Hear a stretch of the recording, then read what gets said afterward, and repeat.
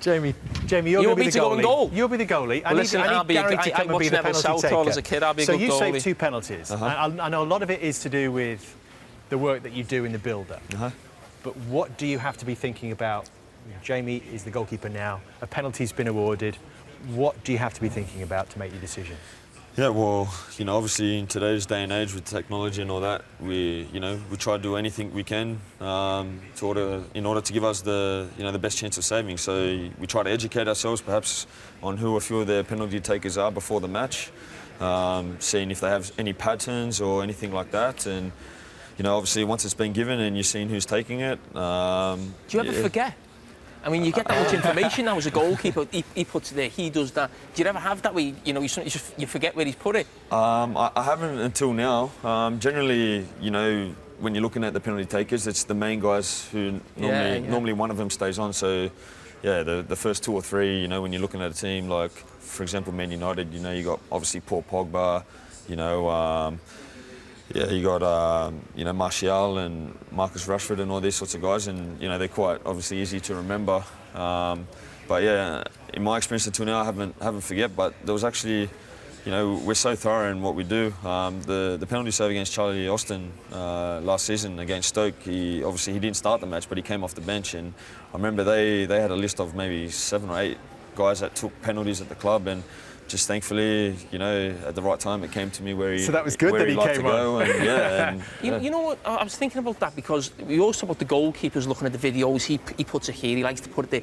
But strikers look at keepers as well. Yeah. Do you ever sometimes, say for instance, Harry Kane's taking a penalty? I know more often than not he goes whatever side. Do you ever sometimes think to yourself, something in his run-up that you think, I'm actually going to change my mind? Because no penalty taker always puts it in the same position. I think it's important to have an open mind also that that they know that we're probably watching these sorts of stuff. At the same time, I think a good penalty taker, he mixes it up also and plays to the occasion and the circumstance as well. And at the end of the day, you need a little bit of luck. You need obviously the decision that you make and what side you go. You need that. The person taking the penalty has made the same decision to hit at the same side. So, well, Matt, do you want to take a penalty against me? Yeah. Are we going to have a challenge? Can I take one at you? Well, you go first. Jamie, you just stay in goal. You might recognise this guy. He used to be your manager at Valencia.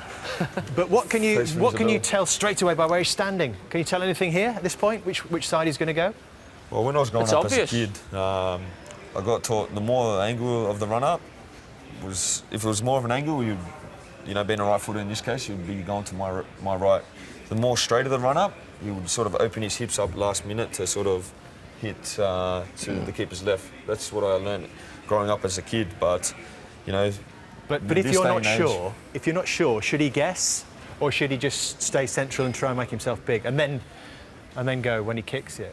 It all depends on the decision that Gary makes, obviously, because a lot of penalty takers these days, they're smashing it up the middle as well. So, he has to take an educated guess on what his feeling is in the moment, having done his homework beforehand, hopefully, and remembering what Gary's pattern is, maybe, perhaps. And what's the bet, by the way? There's got to be something on this. Get you a better shirt.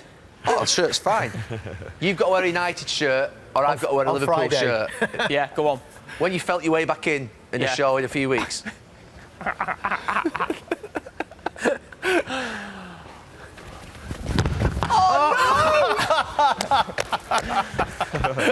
Oh, please score this, please. Could not. Has anyone got a Liverpool shirt now? Carragher. Let's have a look at a replay.